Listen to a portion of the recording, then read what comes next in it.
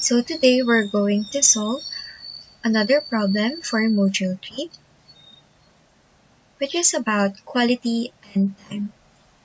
So first, let's proceed on to the first problem, which is all about quality cost. Let me read the problem to you.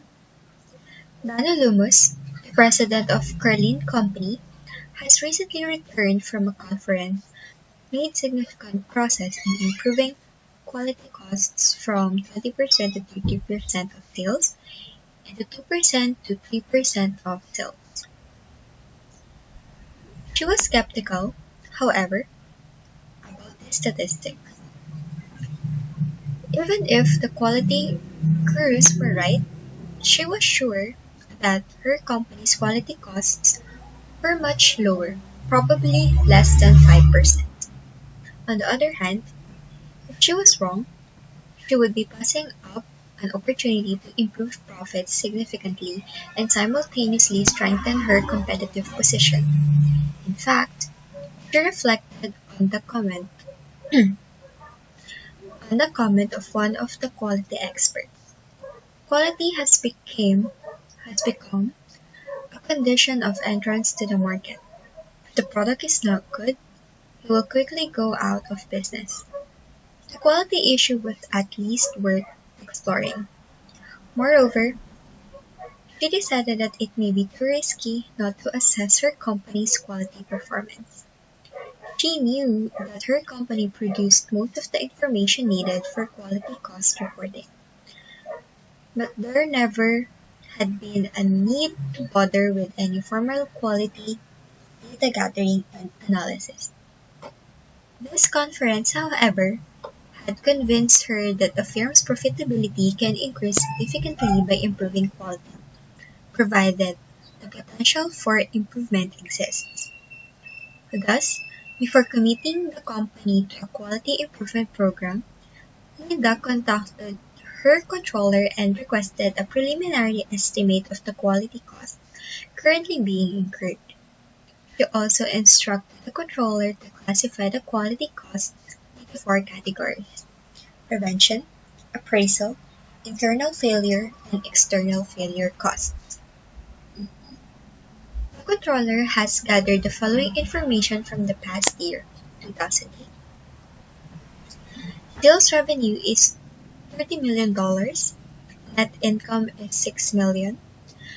During the year, customers returned 90,000 units needing repair. Repair cost averages $7 per unit.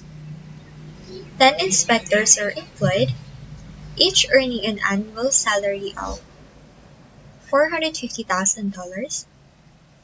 These 10 inspectors are involved only with the final inspection or product inspection.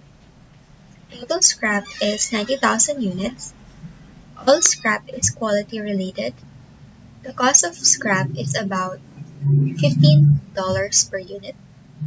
Each year, approximately 450 units are rejected in the final inspection. On these units, 80% can be recovered through rework. The cost of rework is $3 per unit. A customer canceled an order that would have increased profits by $750. The customer's reason for cancellation was poor product performance. The accounting and marketing departments agree that the company loses at least this much each year for the same reason. The company employs 8 full-time employees in its complaint department. Each earns $37,500 a year. The company gave sales allowances totaling $375,000 due to substandard products being sent to the customer. The company requires all new employees to take its 3-hour quality training program. The estimated annual cost of the program is $24,000. Inspection of the final product requires testing equipment. The annual cost of operating and maintaining this equipment is $36,000. So here are the requirements. Number 1, prepare a simple quality cost report classifying costs by category. Comment on the quality, costs, or sales ratio.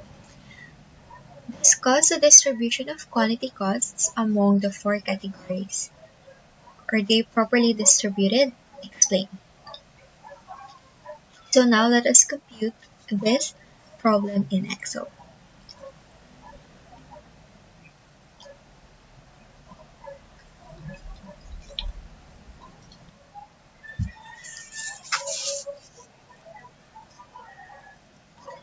So let's proceed on to the first requirement, which is prepare a simple quality cost report classifying costs by category and commenting on the quality cost or sales ratio. For this requirement, it is crucial to classify the costs that belong into the following categories. Number 1, prevention. Number 2, appraisal. Number 3, internal failure. And 4, external failure costs. So as I have discussed in my concepts video, quality costs has 4 categories, which are prevention costs, appraisal costs, internal failure costs, and external failure costs. So let us first identify what are the costs that belongs to prevention costs. Again, prevention costs are incurred to prevent poor quality, and the following are commonly classified into this category: quality engineering, quality training program, quality planning, quality reporting, supplier evaluation, selection, quality audits, hurdles, field trials, and design reviews. So if we're going to look at the given here in the problem, the only cost that would be classified under the prevention cost is quality training, which is this one. The company requires, no, the estimated annual cost of the program is 240, which pertains to the quality training program. So let's put here quality training, and that amounts to $240,000. Next is appraisal cost. Again, appraisal cost or costs that determine if the products are conforming to the requirements and customer needs. So, following costs are commonly classified into this category: inspecting and testing materials, packaging inspection, supervising appraisal activities, product and process acceptance, measurement equipment, and outside endorsements. So again, if we're going to look here at the given, product inspection, which is just this one, letter C, and test equipment, which is this one, are the costs that under belong to the appraisal costs. So let's get that one.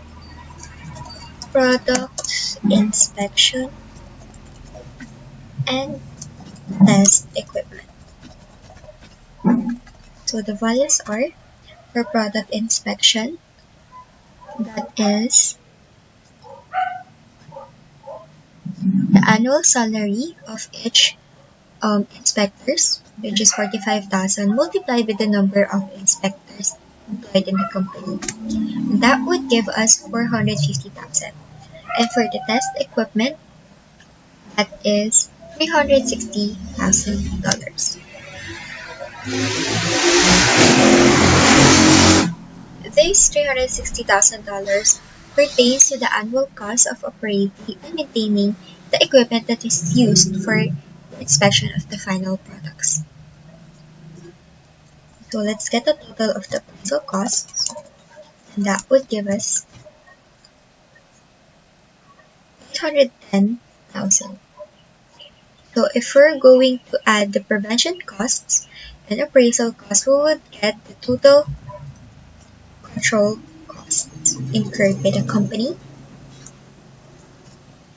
and that is 1,050,000. And now let's proceed with the classifying the cost under the category internal failure costs. So as we all know, internal failure costs are the costs incurred by the products or services that do not conform with the requirements or customer needs before shipment to the customers. So the common costs under this category are scrap, rework, downtime, inspection, retesting, and design testing. So again, if we're going to look at the problem or given the problem, we have this one, scrap, and here at letter E, rework. So let's put it here, scrap, oops, scrap and rework. So for scrap, the quality costs for this is computed by 90,000 units multiplied by the cost per unit, which is 15, and that would give us $1,350,000. As for rework, that is computed by, here at letter E, 450,000 rejected units multiplied by 80%, because it is said that 80% can be recovered through rework, and the product of which would be multiplied by the cost of rework, which is $3 per unit, and that would give us 1,080,000. And the total internal failure costs is $2,430,000. Now, let's proceed on to the last category, which is external failure costs. Again, external failure costs are the costs incurred when a product or service does not conform to the requirements or customer needs and were found only after shipment to the customers. So, the costs that normally belongs to this category are recalls, lost sales, returns, and lost market share. So, once again, if we're going to look at the data given, we have repairs, which is here, letter B. We have order cancellation, which is here, letter F. We have customer complaints, which is here, letter G. And, and we also have sales allowances, which is given here in letter H. So let's put that here in our report. Have here order cancellation, customer complaints, sales allowances. Now let's compute for the financial values.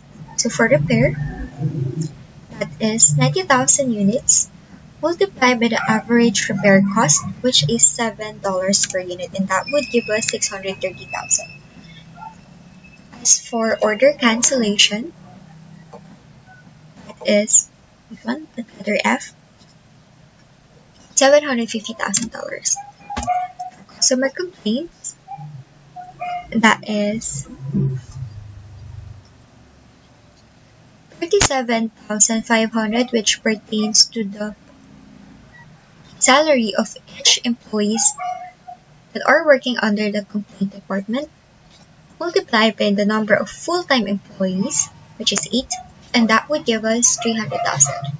And lastly, for the sales allowance, let's refer here at letter H, which is 375,000 that was driven by the company due to the substandard products being sent to the customer. And if we're going to add that all up, going to give us $2,055,000 of external failure costs. And if we're going to add the total internal failure cost to the external failure cost, that would give us $4,485,000 of total failure costs. And total control cost plus total failure cost would give us a total quality cost of $5,535,000. So that is for the simple quality cost report. And now, let's proceed on to solving the quality costs over sales.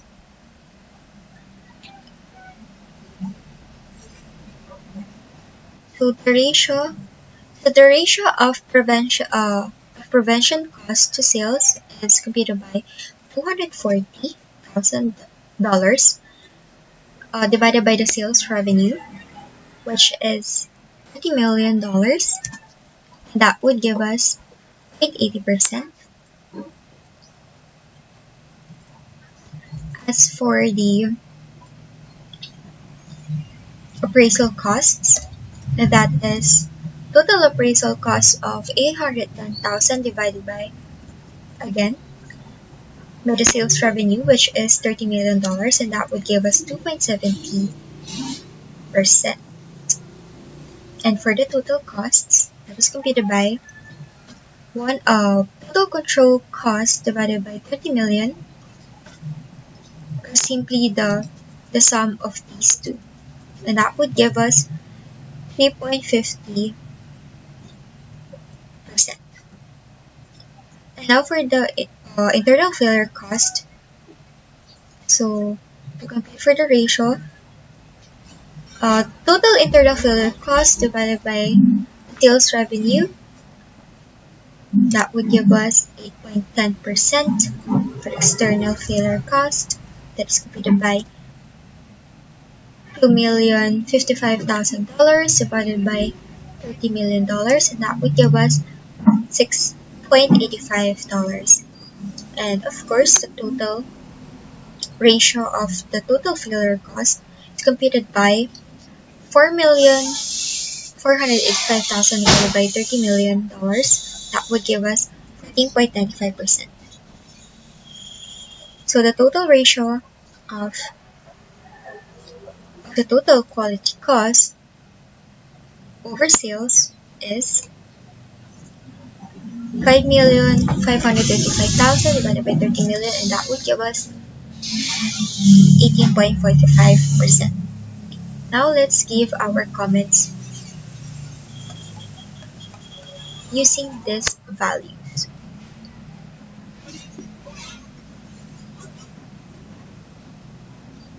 So the president should be concerned because the quality cost ratio is 18.45%. The quality costs are almost as large as the income, because comparing the total quality cost of 5,535,000 to its income, which is 6 million. So there's just a small difference between the two. So although the ratio is lower than 20 to 30% range, many companies apparently have or had, there's still ample opportunity rather for improvement. And now let's compute for the second requirement, which is discuss the distribution of quality costs among 4 categories. Are they properly distributed? So to compute for this, going to divide total prevention cost by the total quality cost, and that would give us 4.3% for appraisal. Total appraisal cost of 810,000 divided by the total quality cost, and that would give us 14.6% for internal failure cost. That is computed by the total internal failure cost divided by the total quality cost. That would give us 43.9%. And lastly, for external cost, that is computed by, again, the total external failure cost divided by the total quality cost, and that would give us 37.1%.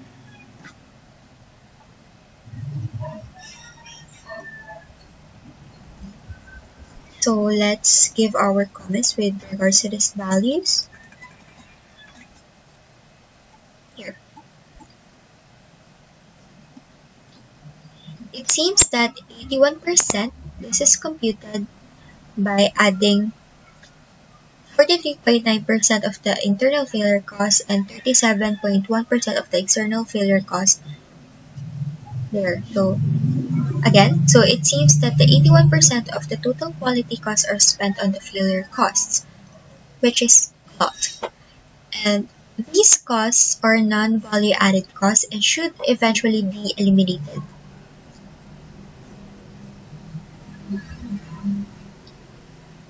Prevention and appraisal activity should be given much more emphasis. So that is all for the problem number 1 about quality costs. Now let's proceed on to the second problem, which is about time.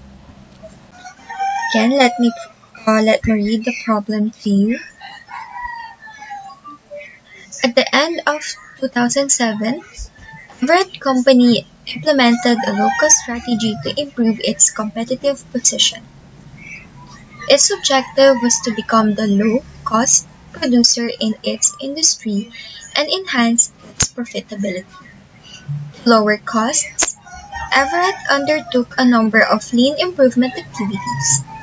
Everett also adopted a balanced scorecard approach for its strategic performance management system. Now, after 2 years of operation, the president of Everett wants some assessment of the system's achievements. To help provide this assessment, the following information on one product has been gathered. There you go.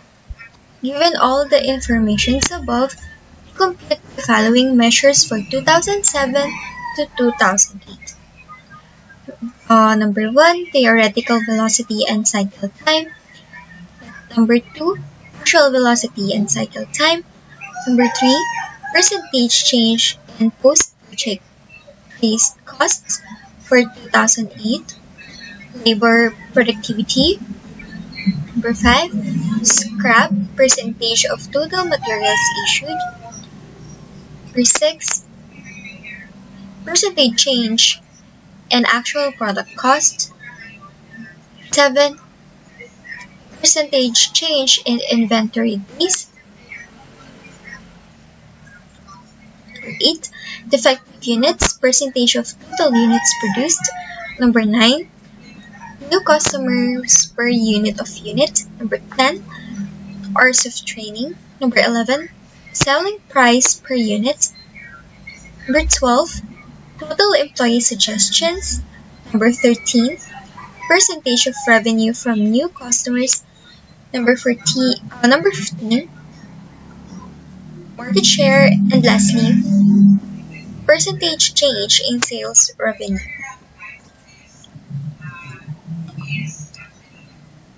So let's solve that in Excel.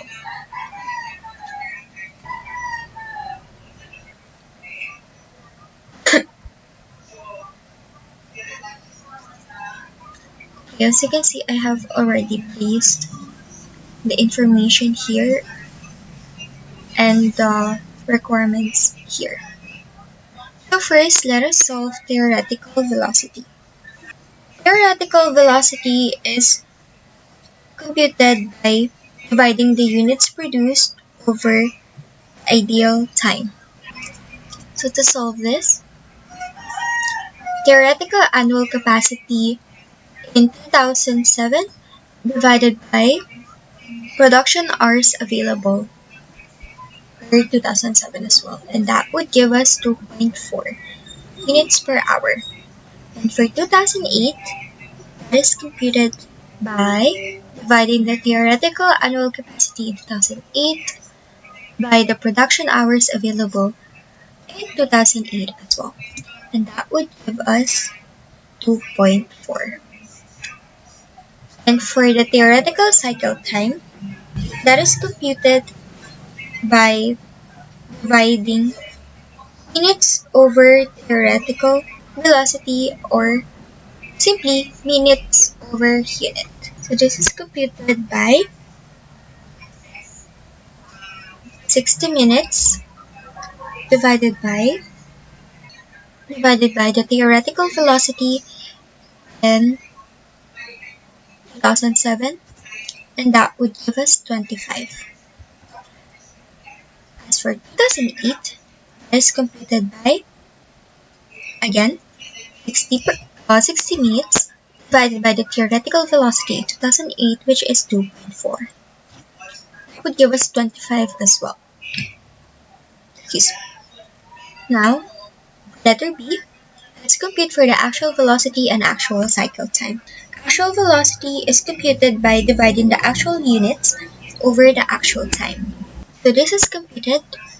So for 2007, this is computed by dividing 152 actual production and sales by the production hours available, which is 80,000.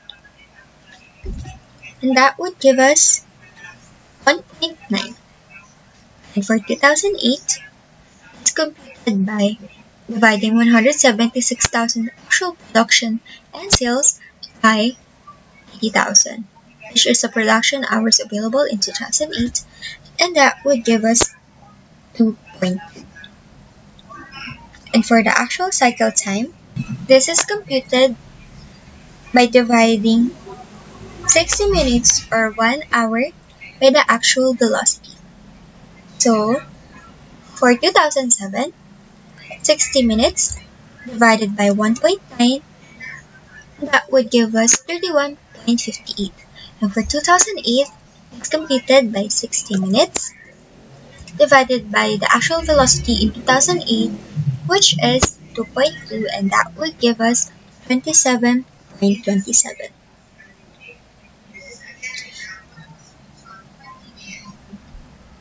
Now, let's proceed on to letter B, which is the percentage change in post-purchase cost in 2008. So to compute for this, we're just going to use the formula new value over old value minus 1 multiplied by 100. So the new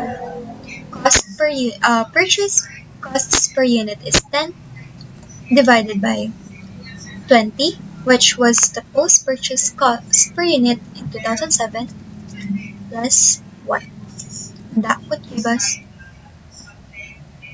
negative 50%. I said a while ago to forget the times 100 because in Excel, I have already made it as a percentage. So now let's proceed on to the next one, which is labor productivity. Labor productivity is computed by dividing the output by the labor hours. So this is computed by 152,000 in 2007, because this is all, the actual productions and sales also represent the output divided by the labor hours, which is the production hours available as well. So that is 80%, and that would give us 1.8. And for 2008, the same in 2007, that is computed by 176,000 divided by 80,000. That would give us 2.2. Now, for the scrap, which is the percentage of total materials issued. This is computed by dividing the scrap by the materials issued. So for 2007, it's computed by 20,000 divided by 200. So that is 10%. And for 2008, it was computed by 16,000 divided by 200, and that would give us 8%. Now, the next one, percentage change in the actual production cost.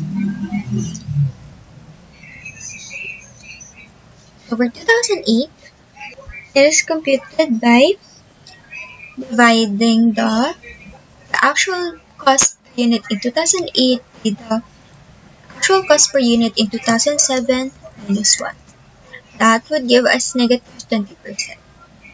And for the change in inventory days, that is computed by dividing days of inventory in 2008 by the days of inventory in 2007 plus 1.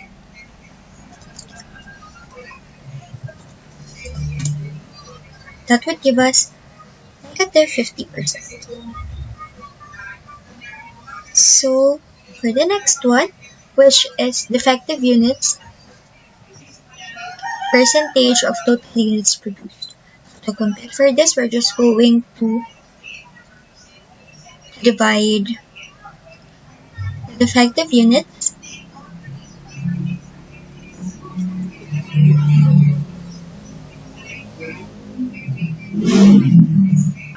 which is 9,000 divided by the total units produced, which is 152,000.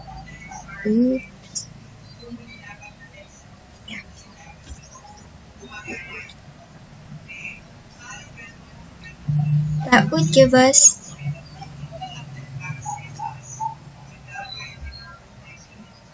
5.9%. And for 2008, that is 4,000 divided by 176,000. That would give us 2.27%.